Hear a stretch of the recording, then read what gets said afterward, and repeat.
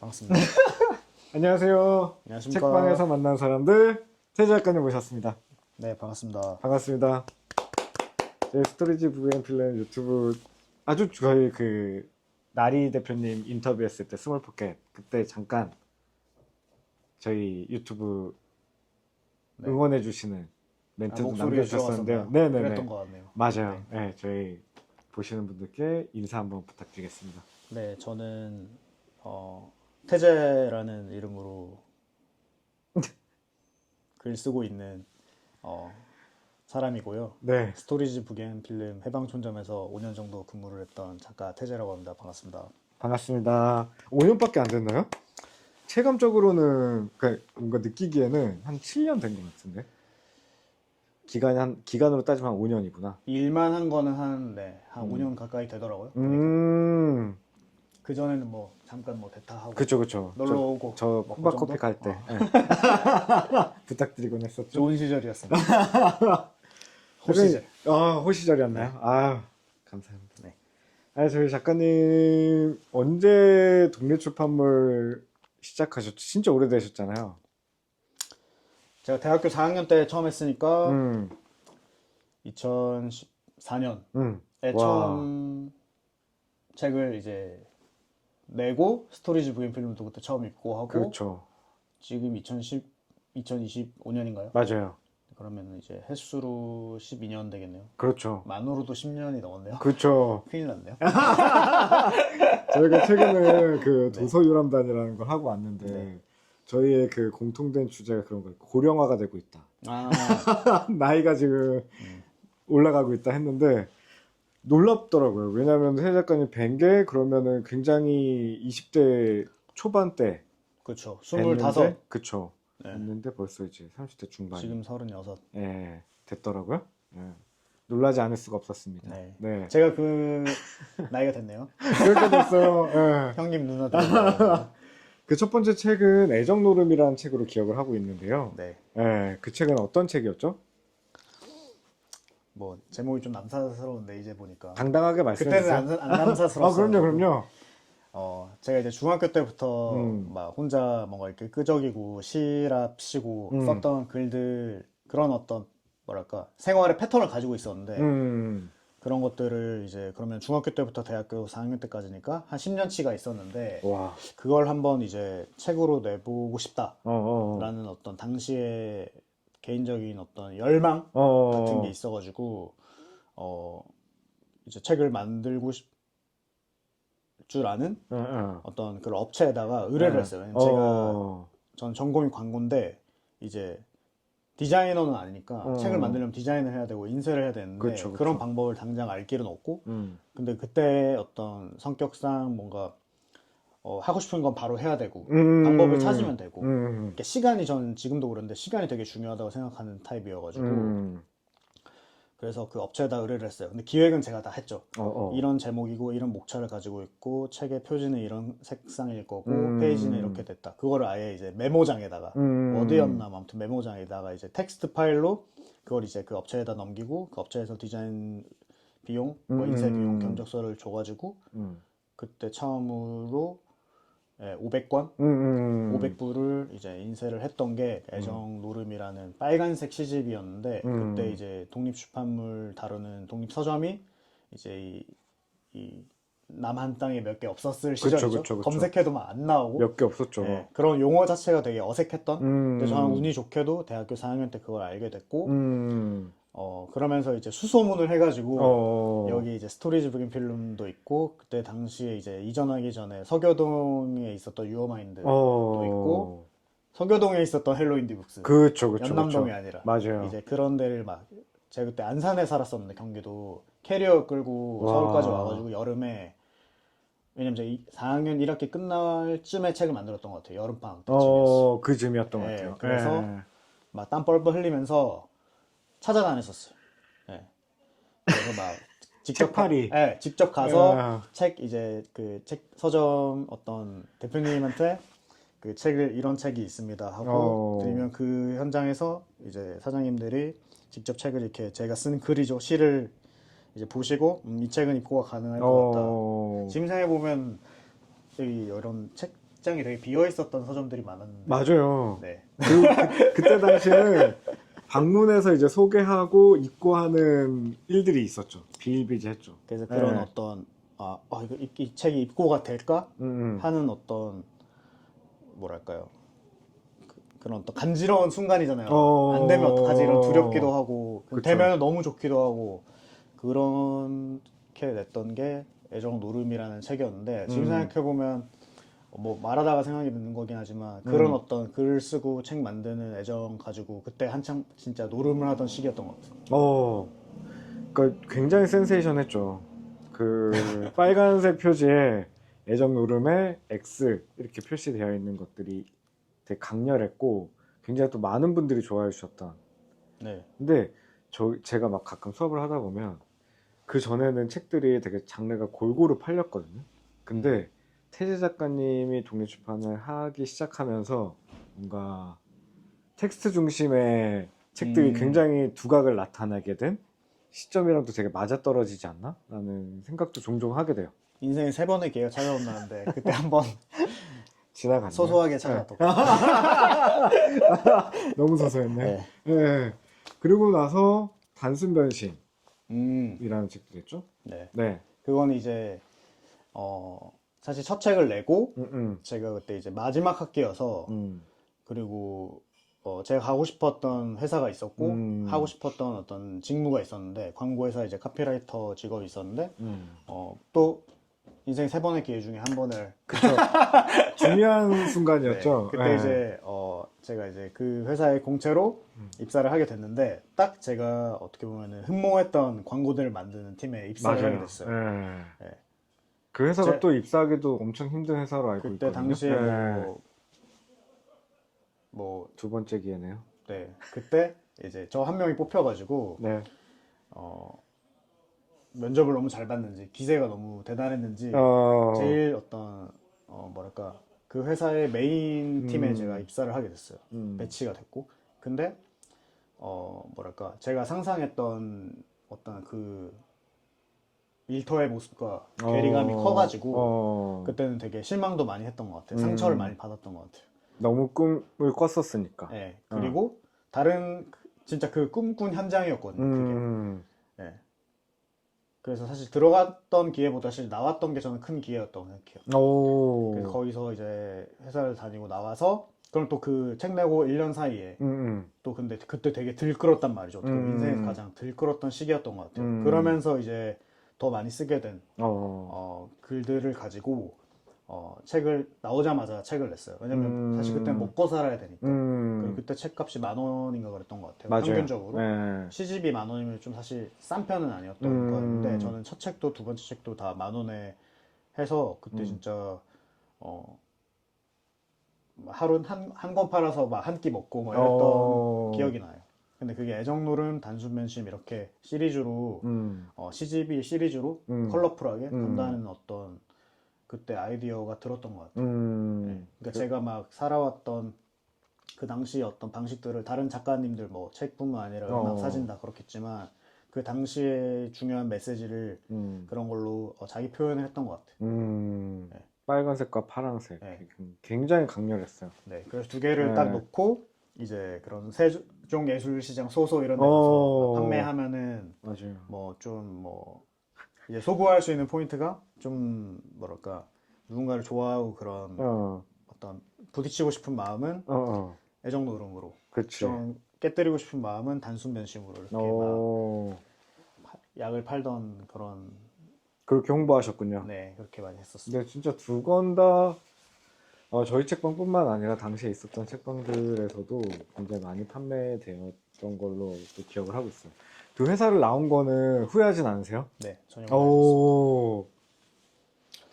다녔으면 잘 상상이 안 가네요. 저도 상상이 안 가네요.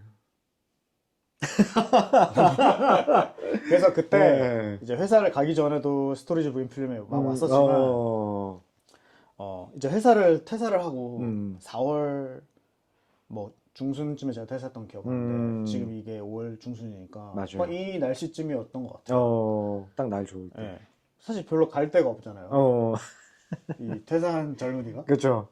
에너지는 넘치고. 어, 그래서 제가 주로 왔던 데가 여기, 그때는 제가 그 서울대 입구 쪽 봉천동에 살았는데, 어, 그냥 이렇게 책방이 심심하면 왔던 것 같아요. 맞아, 낮에. 맞아.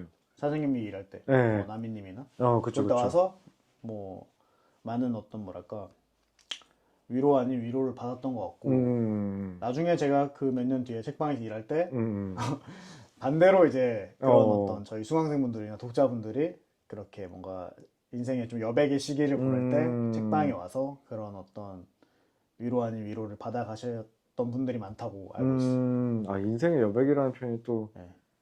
좋네요. 또 책방도 딱 중턱이잖아요. 너무 좀 네. 들리죠. 네. 네.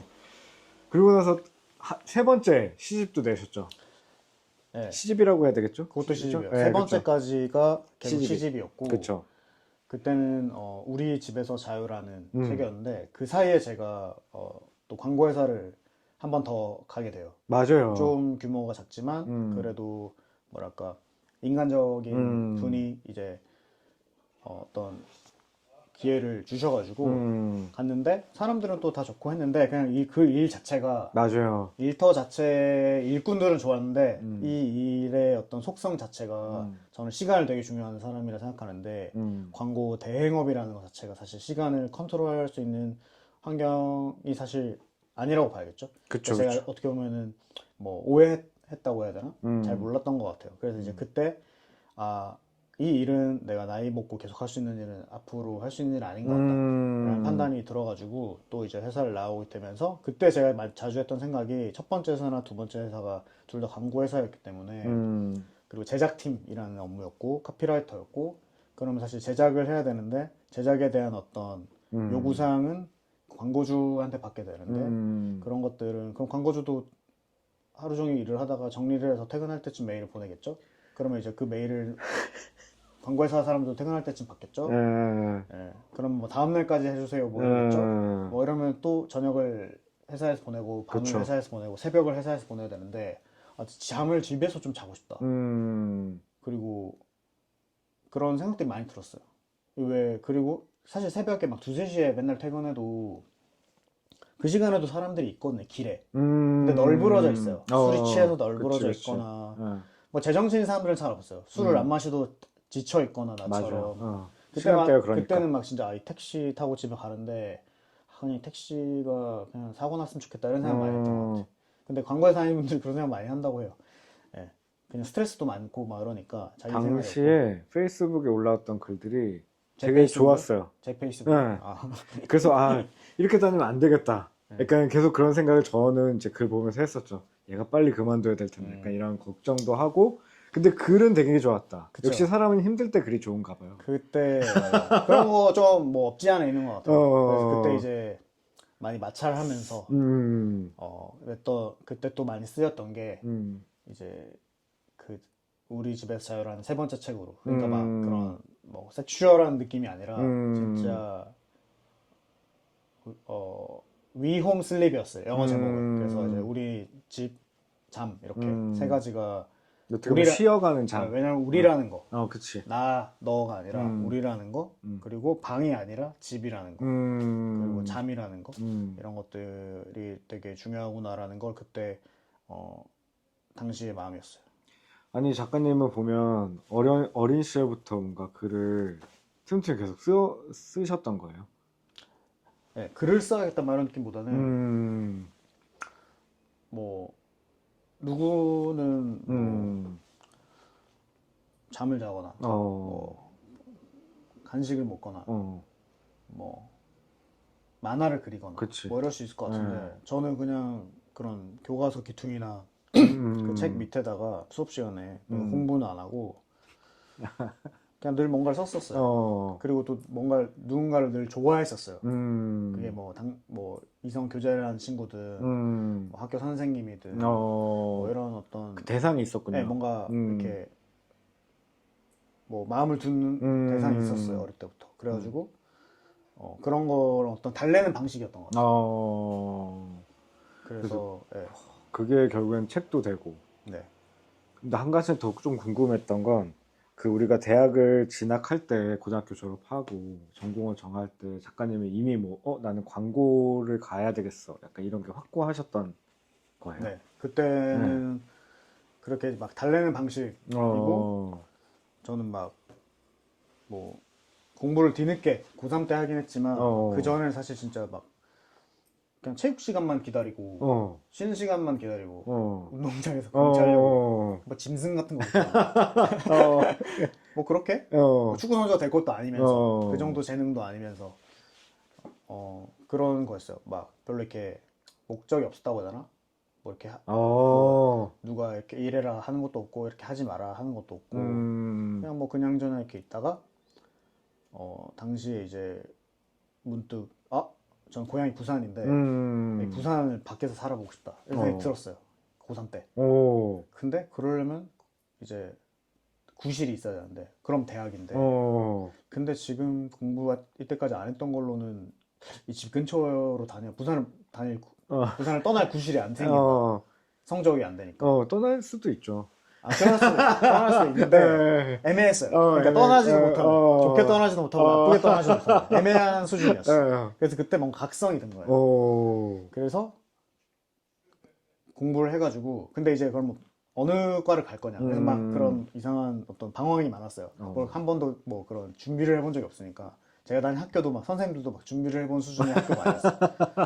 그래서 막 근데 그러면은 제가 할 줄 아는 게 그렇게 막 조금씩 끄적이고 가끔 대결장에서 그냥 뭐 한 장원까지는 아니지만 뭐 그런 장려상 이런 거 선생님들이 되게 뭐랄까 좋게 봐주셨던 것 같아요. 뭔가 글을 쓴다는 아이라는 거. 쟤는 뭐 그냥 조용히 뭔가를 써. 그럼 뭔가 교지에 써. 뭐 이렇게 그런 기회들을 지금 돌아보면은 그 선생님들이 저한테 줬던 것 같아요. 이거 한번 써볼래? 가령 뭐 우리 체험학습 갔다 오면은 그 1년에 한 번 교지 같은 거 나오는데 지금도 있을지 모르겠는데 그 체험학습 후기 같은 거를 너가 한번 써볼래? 뭐 이런 것들? 그러면 이제 뭐 재능이 있으니까 그건 모르겠어요. 선생님들이 생각했을 때 당황하지 말라고 그랬던 것 같아요. 그래서 이제 뭐 그런 거 쓰면 이제 책에 올라가고 막 그랬던 것 같아요. 그래가지고 그럼 나는 할 줄 아는 게 글 쓰는 거밖에 없는데 그래도 문과니까 좀 따분하게 막 그런 뭔가 그때는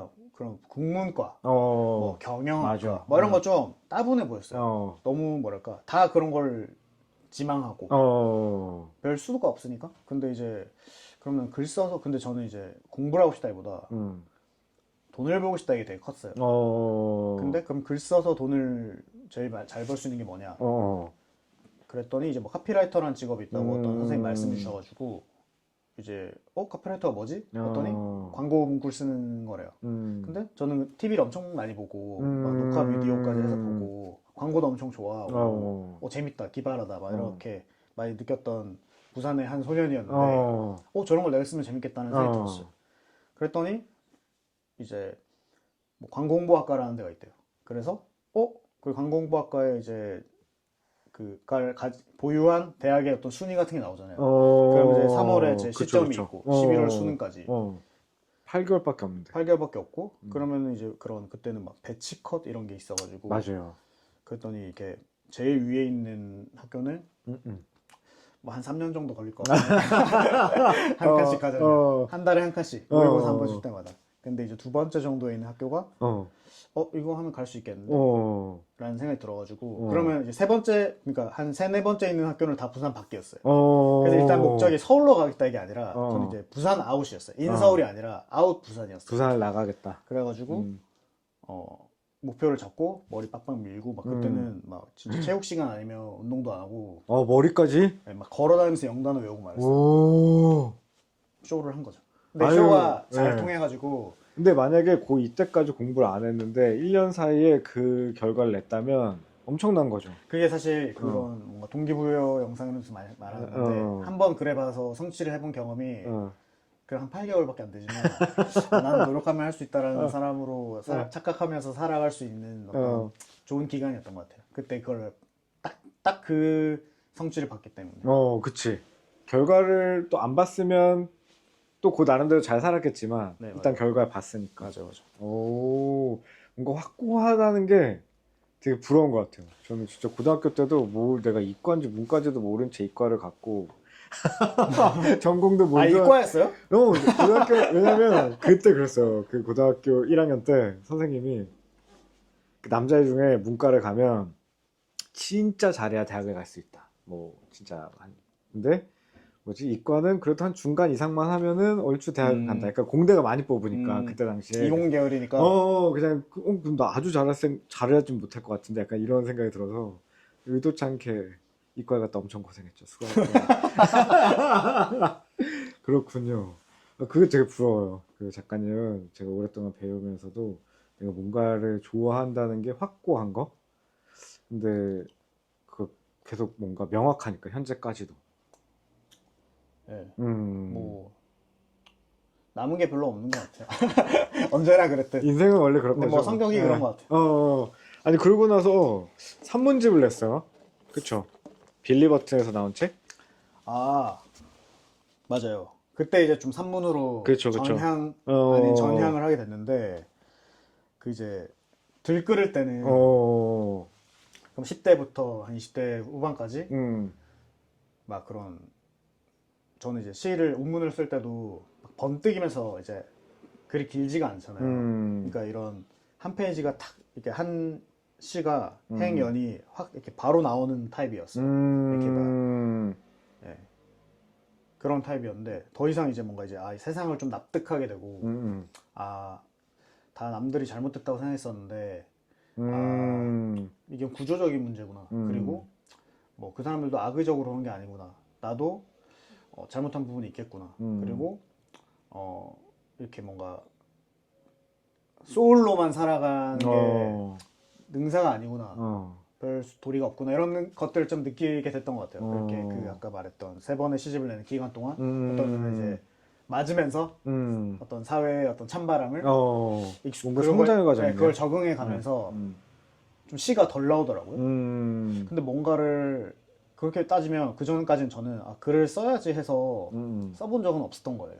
그냥 나와서 쓴 거죠. 근데 이제 안 나오니까 좀 뭔가 그때 당시의 마음으로는 이제 끝났나? 뭐 이런 생각들이 들었어요. 근데 막 그때는 뭐 제가 작가라고 생각하고 살진 않았어요. 누군가 저한테 뭐 작가님, 좀 오그라들지만 시인님 이렇게 해주지만 그냥 계속 그렇게 불려도 내가 시인인가? 그럼 시인은 뭐지? 약간 이렇게 계속 들끓었던 시기였죠. 근데 그러다가 이제 회사도 다 그만두고 중간에 다시 고향도 내려가고 맞아요.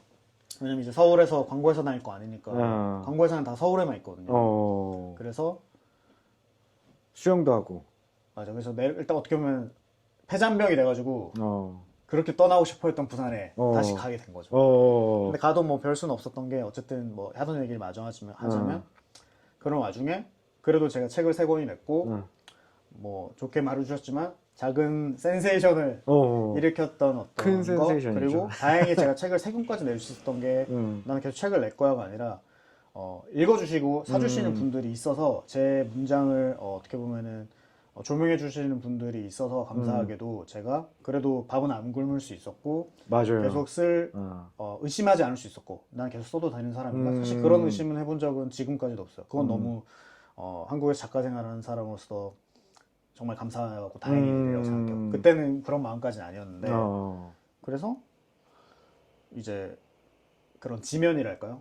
매거진에서나 이렇게 뭐 연애 칼럼을 써달라라든지 맞아요. 꽤 오래 쓰셨죠, 그거. 그때 좀 반반했거든요. 개 중에. 꽤 오래 쓰셨어요. 네, 그래가지고 그런 어떤 제가 어떻게 보면 이제 운문이 아니라 산문을 쓰게 됐죠. 근데 그런 걸 맞네. 쓰면은 뭐 안타깝긴 한데 상황상은 뭐냐면 지금이나 그때나 원고료가 크게 차이는 없거든요. 그렇죠. 그때도 그런 얘기를 했었어요. 그 전에부터 써던 사람들. 뭐 그런 것 어쩔 수도 없다고 생각해요. 텍스트고 그런 부분이. 그건 진짜 안 올라요. 네.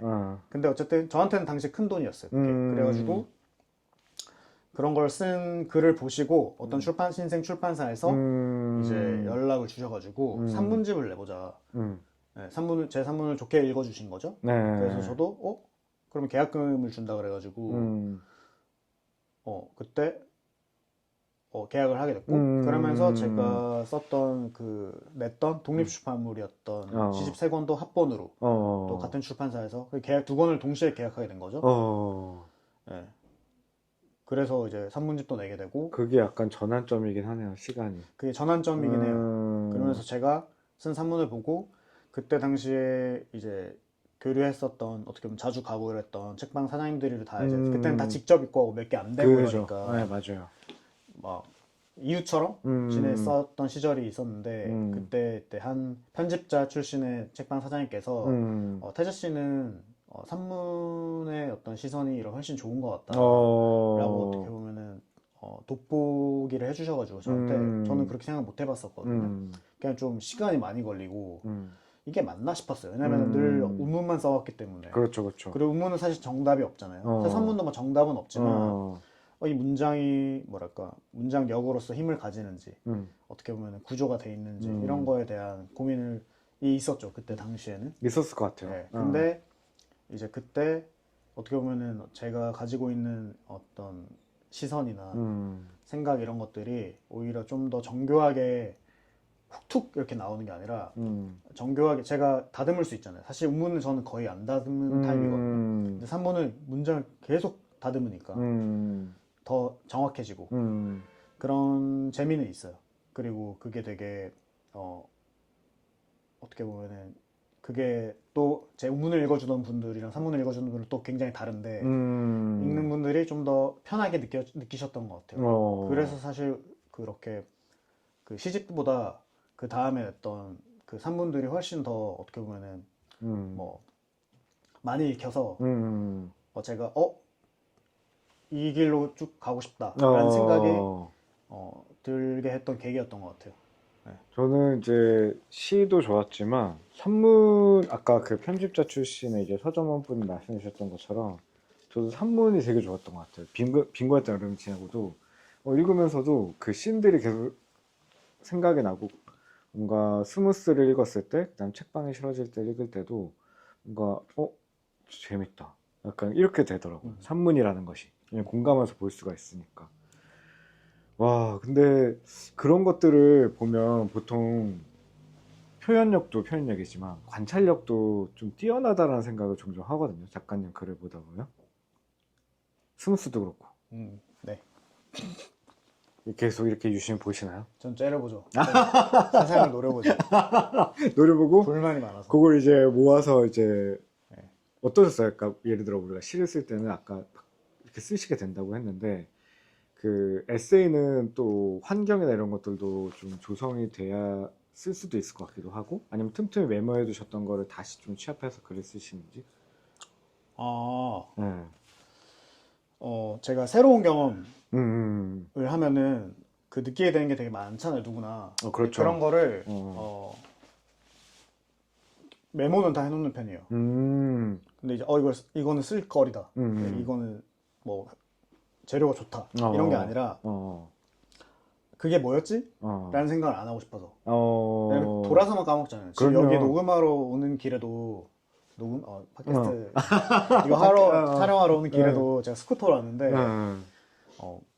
길에서 막 운전하다가 생각이 들잖아요. 근데 사실 메모를 못 하잖아요. 네, 못해. 그 생각이 여러 가지가 있었는데 여기 도착하자마자 메모를 해요. 근데 사실 다 하진 못해요. 근데 예전에 그런 게 너무 아쉽더라고요. 맞아요. 뭐였지? 이런 게. 막 노화 이런 거 말고 그냥 뭐였지? 근데 지금은 뭐 몇 가지는 썼지만 또 떠오르겠지. 내가 계속 생각하다 보면 뭐 그런 어떤 여유 같은 것도 생겼는데 어쨌든 그런 거 글감을 평소에 이제 모아놓고 이거에 대해서 제가 이제 그건 하나의 막 실타래 같은 거라 생각해요. 근데 이제 그거를 이제 다시 직조를 하려면 일단 엉켜 있는 걸 풀어야겠죠. 그렇죠. 그게 이제 초고를 쓰는 그런 느낌이에요. 다 풀고 그다음 태고를 할 때 그걸 가지고 이렇게 디자인을 해야겠다. 이런 생각이 드는 편인 것 같아요. 그래서 새로운 어떤 감각, 생각 이런 것들이 귀하잖아요. 그럼요. 사실 하루하루가 네. 쳇바퀴처럼 돌아갈수록 그게 덜한데 그런 어떤 차이?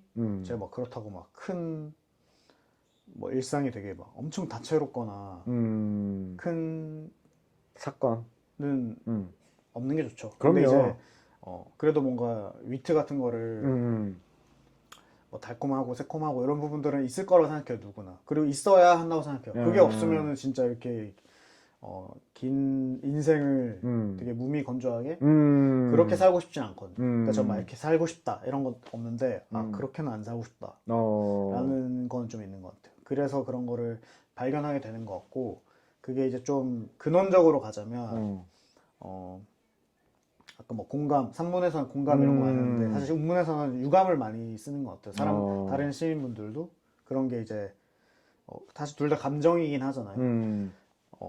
그런 부분들을 제가 다행히도 어떤 집안 내력이라고 해야 되나? 가족력이라고 하면은 그게 뭐 각 작가들마다 있을 것 같은데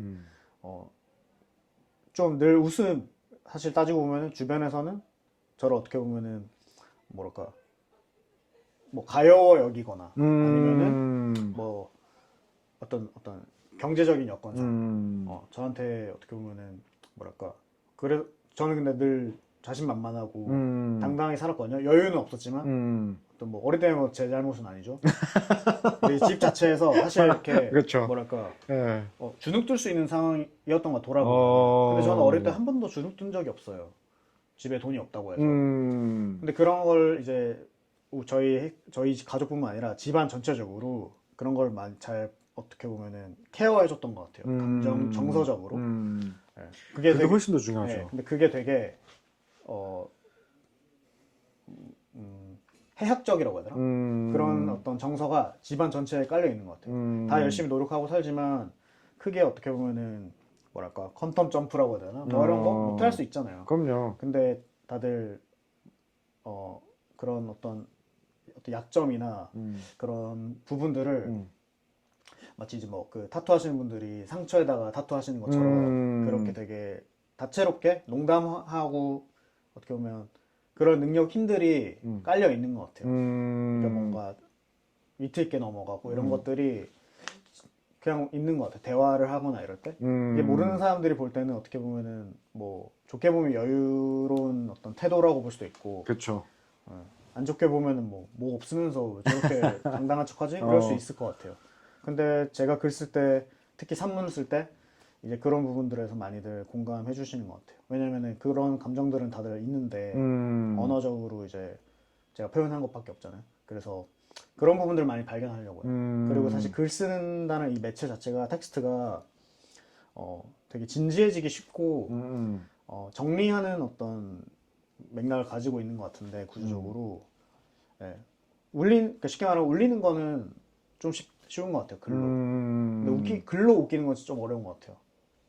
그래서 이제 근데 좀 웃겨요. 예, 그러니까 저는 웃긴 부분도 있고 어려운 걸 한다라는 어떤 만족감이 있어요. 일적으로 내가 난 저렇게 쓸 수 있는데 이렇게 쓰려면 어려울걸요? 뭐 이런 거는 있죠.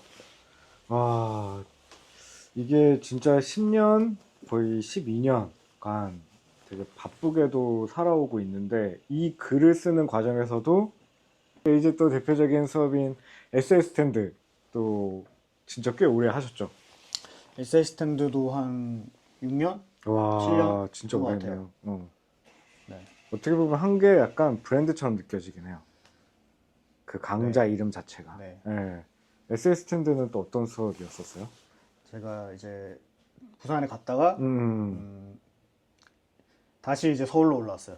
회사 생활을 좀 하는데 한 7, 8개월 이제 광고회사가 아닌 곳에 이제 회사 생활을 하다가 성수동에 있는 코워킹 스페이스의 어떤 그런 오피스 매니저라고 그 건물의 어떤 그런 지금이야 코워킹 스페이스 이런 게 많아졌지만 근데 초창기 모델이었어요. 맞아. 그래서 거기에 그 입주사들 관리하고 뭐 이런 어떻게 보면 이제 머리 쓰는 창의적인 일이 아니라 완전히 소프트웨어가 아니라 하드웨어적인 일 그런 일을 한번 해보자라는 게 있어서 그때 이제 취업이 돼서 다시 올라왔는데 뭐 하루하루의 어떤 소위 말하는 워라벨은 좋았지만 뭐랄까 보람이라 그러니까 뭔가 만족감 이런 건 딱히 없었어요. 물론 평화로운 시절에 아무 무탈한 그게 너무 귀하다는 걸 그때가 인생에 처음으로 있어서 그때 그게 또 되게 귀했다라는 거는 잘 못 느꼈던 것 같아요. 그냥 좀 무료하다 이렇게 느꼈던 것 같아요. 지겹다까지는 안 느꼈는데 근데 그런 초창기 모델이었고 그런 걸 만든 어떤 사람이나 이런 거 보면은 사실 거긴 투자사들이 되게 많았거든요. 그리고 그 스타트업들이 많이 들어오는 데여가지고 그러면 그런 것들에 대한 투자를 하는 분들이 또 다 있잖아요. 사실 돈이 있는 분들. 그쵸, 그쵸. 어떻게 보면은 구조 자체가 뭐라고 해야 될까? 아, 정말 이게 큰 돈이 움직이는 거구나. 그런 어떤 개인으로서 뭔가 이렇게 역량을 발휘하거나 이런 게 아니라 그런 어떤 뭐랄까 그래서 뭔가 내가 이걸 해볼 수 있겠다 뭐 이런 거라든지 그런 건 없었어요. 그리고 그 와중에 그리고 그렇다 보니까 전뿐만 아니라 그 어떤 회사 안에 있는 사람들도 다 어떻게 보면 그 투자 돈 있는 사람의 어떤 그 사람의 어떤 뭐랄까요 허락이라든지 자기가 뭘 이렇게 하려기보다 그 사람 돈을 갖다 써야 되는 건데 어떻게 보면은 그 뭐라고 해야 되나 자율성이라고 해야 되나? 왜냐면 이제 돈을 또 쓰는 사람은 그걸 알아야 되니까. 그것도 크게 사실 대행업과 다르지 않은 거예요. 네, 광고주가 같이 있는 것 뿐이지. 그치, 그치. 그런 생각들이 좀 들었어요. 네. 그러면서 그리고 저는 그것도 무시 못하는 것 같아요. 작가로서 내 이름을 가지고 어떤 일을 하고 어떤 벌이를 해봤고 크진 않지만 그런 어떤 만족감과 회사에서 어떤 닉네임을 가지고 뭐 이 맡은 역할을 가지고 하는 거에 어떤 뭐랄까 열심히 하는 거의 차이. 내 일을 해봤던 사람이라서 내 일처럼 맞아요. 하는 게 안 되는구나. 아예 모르면 모르겠는데 난 더 열심히 할 수 있는 사람인데 왜 더 열심히 안 하지? 이런 생각이 들더라고요. 예, 그래서 그런 고민을 하던 중에 마침 스토리지 부인 필름이 또 성수동에 그렇죠. 팝업 한 달 했었죠. 동안 책방을 했었죠. 맞아요, 맞아요. 그러면서 7월 또 분담. 자주 가고 예. 그때도 또 뭐 드문드문 책방을 보고 밥도 이렇게 먹고. 하다가 예. 뭐 이런 고민을 사장님한테 얘기를 했을 때 그때 마침 스토리지 부인 필름의 2호점 맞아요. 같은 게 생겨가지고 예. 공간이 생기니까 인력이 더 필요하고 해서 그렇죠, 그렇죠. 사장님이 이제 책방에 자리 있다고 언제든지 와도 된다 이렇게 해줘가지고 냅다 갔죠. 그렇죠. 시간이 딱 맞아 네. 떨어졌어요. 회사 바로 예. 그만두고 집도 이사하고 스쿠터 사고 후암동으로 이사 오고. 그렇죠. 그때 이제 수업을 열었죠. 왜냐면은 이제 돈을 벌어야 되니까. 맞아요. 책방 근무가 막 길진 또 않았어요. 그러니까 맞아. 뭔가 페이도 충분하지 않았을 것이고. 그때 이제 처음에 수업할 때 뭐 처음엔 다 지금이야 그렇지만 너무 신청자가 없어가지고 한 2명인가 뭐 이래가지고 3명부터 하려고 했는데 딱 2명밖에 안 모이는 거예요. 그래서 제가 사장님한테 투정을 했었죠. 아, 나 안 하고 싶다. 이거 아닌 것 같다. 그래서 사장님이 아니야. 무조건 해봐야 된다고. 하다 보면은 될 거다. 또 지구력이 좋으시잖아요. 그래서 일단 뭐 사실 2명이라도 해야지. 근데 그 와중에 다행히 3명인가 4명이 또까지 돼가지고 했죠. 맞아요. 예. 감사하죠. 그분들과 사장이 없었다면은 그때 안 해볼 전 되게 중간이 없어서 그때 바로 접었으면 그 뒤에 6, 7년이 없고 그게 없겠죠. 제가 보람을 느끼는 일이 사실 글 쓰면서 보람을 느끼진 않아요. 만족감이 있는 거지. 개인적으로. 그리고 이거는 살아가는 방식인 거고. 근데 수업을 해서 저 사람들이 각자의 만족감을 느끼게 하는 그 보람이 있거든요. 그래서 그거를 이제 다행히 그 수업으로 어떤 광고나 홍보나 이런 거 없이 다행히 수업이 입소문을 타서 6, 7년 정도 하게 됐는데 그 사이에 이제 한 1,100분 정도 있더라고요. 와, 엄청나네요. 네. 그런 거 어떻게 보면 이제 작가님 소리를 듣다가 이제 선생님 소리를 듣게 된 거죠. 그렇죠. 그게 되게 중독적이고 뭐랄까 경쟁적인 일이에요. 왜냐면은 제가 수업을 하는 사람이 되려면 더 차이가 있어야 되거든요. 근데 글로 차이를 만들기가 참 극명하게 선명하게 드러나지 않잖아요. 네, 너무 어려운 그래서 일이죠. 그런 부분에 있어서 제 인생에서 제가 어릴 때 뭐 축구만 했다고 했지만 그래도 축구만 하던 시절에도 장래희망에는 뭐 시인, 국어 선생님 이런 거 썼거든요. 국어 선생님이 되려면 사범대를 가야 되는지 몰랐는데 네. 다행히 이제 그런 시인이나 국어 선생님이라는 어떤 직업적으로는 뭐 등단한 시인도 아니고 학교의 국어 선생님도 아니지만 시집을 내고 글쓰기 수업을 하면서 그 희망했던 거를 현실로 살아보게 된 것 같아요. 그러네요. 네. 와, 지금은 조금은 멈춰 있는 상태지만 또 언젠가는 또 다시 뭔가 글쓰기 수업도 다시 해줬으면 좋겠어요. 뭔가. 네, 죽기 네. 전에는 죽기 전은 네, 한번 기대해 보겠습니다. 요새는 또 어떻게 생활하세요? 요즘은 이제 네. 회사를 다니면서 음. 오프라인 어떤 잡을 하고 있고, 어, 바쁘시죠, 그것도. 네. 음, 제가 수업을 하면서 음, 좀, 한편으로 좀 뭐 부채감 아닌 좀 위축되는 그런 부분이 뭐였냐면은 수업을 대부분 직장인 분들이 오세요. 어, 퇴근하고, 뭐 주말도 그 주말이지만, 출근 안 하더라도 5일 출근하고 이틀 그렇죠. 쉬는데 어, 그 하루를 어, 뭐 수업은 2시간 조금 음, 안팎이지만 그래도 그걸 수업하러 오는 길, 음, 준비하는 길, 음, 과제를 해야 되고 이런 분들이 되게 저는 좀 존경심 들었거든요. 나는 회사 다닐 때 어, 저러지 못했는데 저런 여유까지 뭔가를 어, 더 학습하려고 하고 내가 지금 이런 상태라서 글을 쓰는 게 좀 필요할 것 같다라고 판단할 여유가 없었는데 어, 저분들은 진짜 대박이다. 진짜 대단하신 거죠. 예, 근데 저는 저런 삶을 살고 싶지 않았다는 어떤 부채감 같은 게 있었어요. 예, 나는 음, 사실 프리랜서로서 내 시간 음, 내가 물론 그만큼 일을 안 하는 건 아니에요. 근데 그럼요. 뭔가 네. 이렇게 누구 밑에서 어떻게 음, 보면은 그렇게 뭐 참아가면서 음, 어, 그런 환경에 살지 않고 있으면서 이렇게 글 음, 쓰는 게 좋으실 것 같다. 이렇게 뭐 혼수만 두는 것 같은 느낌이 들 때도 있었어요. 어, 예, 근데 어떻게 보면 좀 뭐랄까 겸손해지고 싶었던 것 같아요. 음, 나는 저런 삶을 살지 않는데. 음, 예. 그렇다고 막 내 삶이 엄청 뭐 상대적으로 좋은 건 아니지만 어, 뭔가 좀 상대적으로 자유롭다는 음, 편에서 그래서 이제 그런 경험을 근데 해볼 수 있으려면 어떤 커리어라든지 그 어떤 조건이 돼야 되잖아요. 근데 음, 다행히 이제 그런 고민하던 차에 그 오프라인 스토어에 음, 매니저 잡이 공고가 떠가지고 음, 제가 면접을 보고 음, 지원하게 돼서 지금은 이제 일주일에 5일 주말 포함해서 음, 근무를 하고 있고요. 그래서 그때 당시 어떤 부채감 같은 거를 많이 지금 해결했고, 음, 어, 이거에 지금 적응하느라 제 작업이나 수업은 이제 그쵸. 정지가 된 상태지만, 근데 그만큼의 또 가치를 하고 있는 것 같아요. 음, 그리고 이게 어떻게 보면 6년 동안 거의 매주 해오던 수업, 맞아요. 그리고 또 예, 매주 쓰던 글을 음, 6개월 정도 쉬고 있는데, 음, 사실 그 6년 이전에도 계속 썼지만, 음, 이게 오히려 이거를 어떻게 보면은 안 하는 시간이 있으니까 내가 음, 이거 정말 필요로 하는 사람이구나라는 거를 많이 느껴요.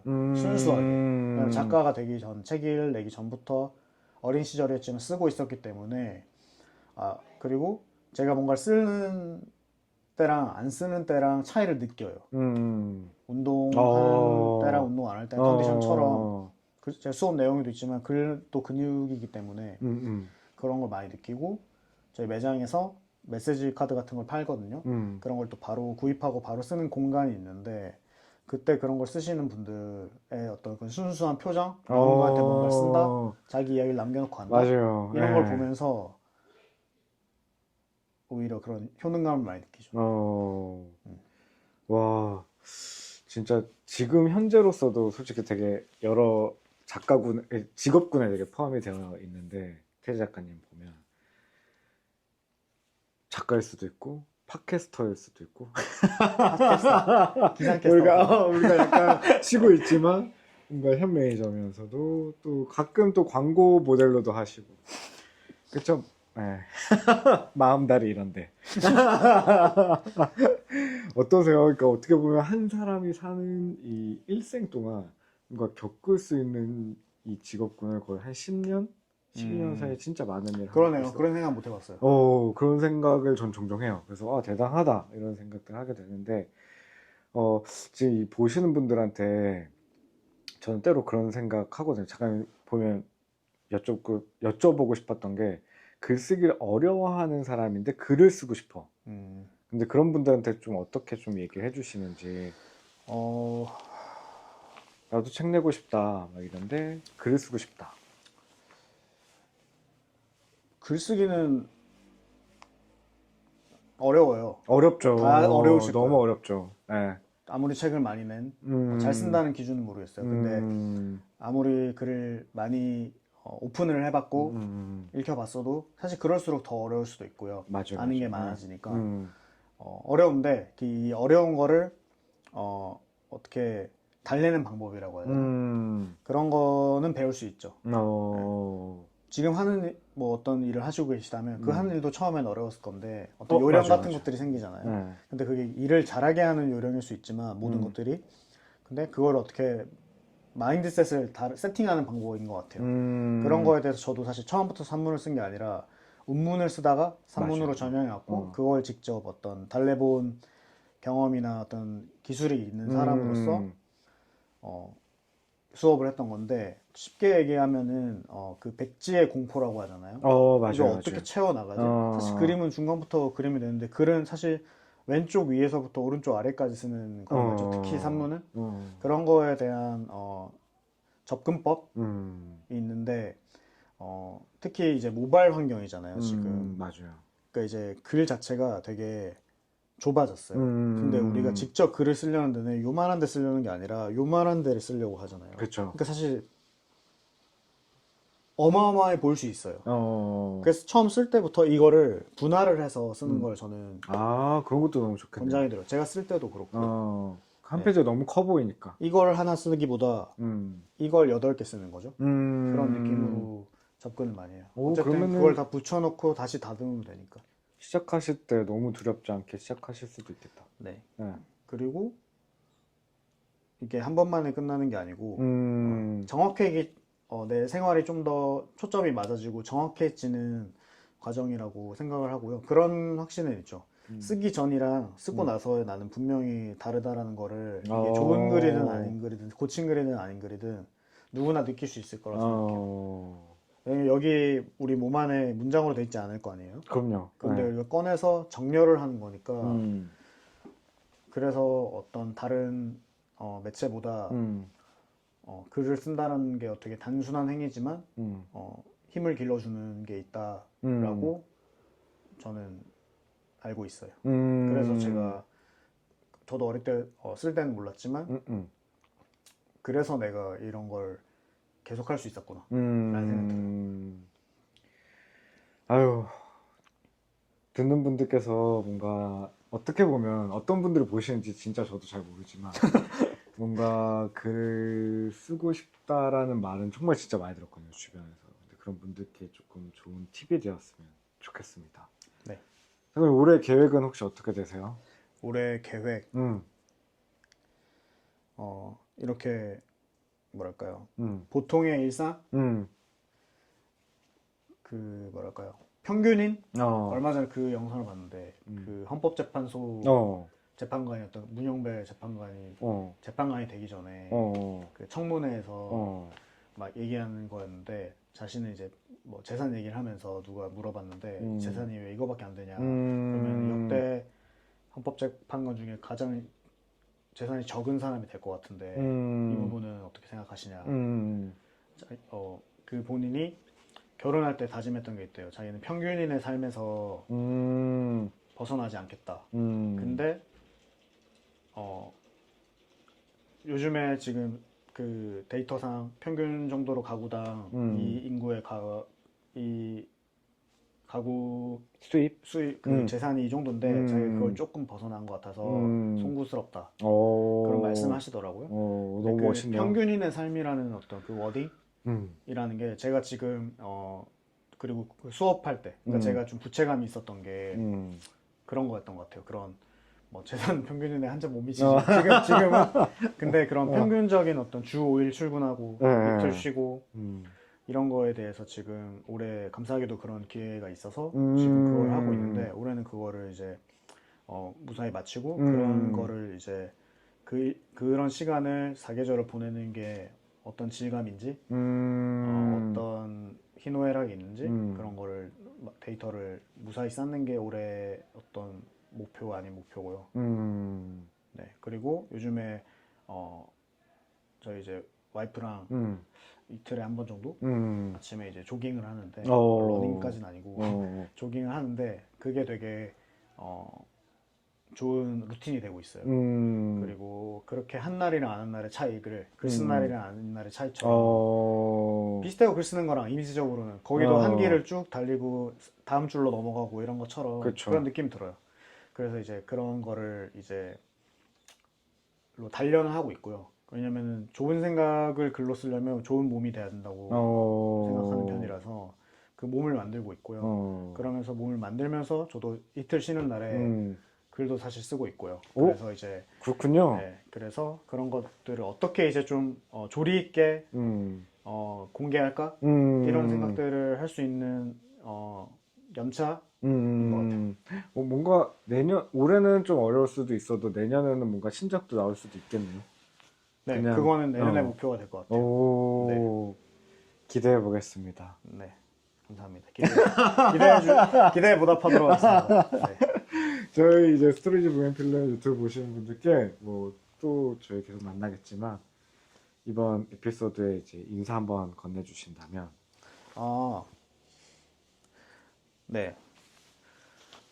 저도 가끔 이제 팟캐스트처럼 풀어놓는데 이 유튜브 영상을 조곤조곤 저희 또 스몰포켓을 또 좋아해 주셨던 분들께 좀 약간의 그런 스피노프라고 해야 되나? 그런 것처럼 네. 봐주시면 좋을 것 같고 이렇게 제가 글 쓰는 사람으로서 텍스트 다루는 사람으로서 얘기를 했지만 사실 이런 것들은 오디오가 그 다음이잖아요. 엄청 더 많은 감각을 사용하지 않는 그런 식으로 편하게 책을 눈으로 읽는 것보다 뭐 귀로 듣는 것처럼 별로 이렇게 보탬이 안 되는 이야기일 수도 있지만 편하게 봐주셨으면 좋을 것 같고 제가 뭐 여기저기 다른데 뭐 브랜디드 컨텐츠로 뭐 인터뷰도 많이 하지만 사실 제가 제일 진솔할 수 있는 공간과 어떤 사람은 여기 스토리지 부김실밀이랑 마사장인 것 같아요. 그래서 제일 제가 여기서 하는 말들이 어떻게 보면은 사실 편집도 안 될 거고 맞아요. 네, 가감 없이 한 내용이라 저도 계속 남겨놓고 싶은 타임머신처럼 그런 이야기여가지고 제 이야기, 제 근황이 궁금하셨던 분들은 흥미롭게 봐주셨으면 감사하겠습니다. 네. 태제 메모입니다. 네. 네. 링크는 걸어둘게요. 네. 또 이렇게 이른 시간부터 귀한 시간 내주시고 또 이야기 나눠주셔서. 근데 사실 저는 이게 지금 이렇게 끝나는 게 좀 너무 아쉬워가지고 나중에 또 한번 더 얘기 많이 나누고 싶은데 또 다음 기회에 한번 또 좋은 이야기를 나눠보면 좋겠습니다. 네. 감사합니다. 네, 수고하셨습니다. 안녕.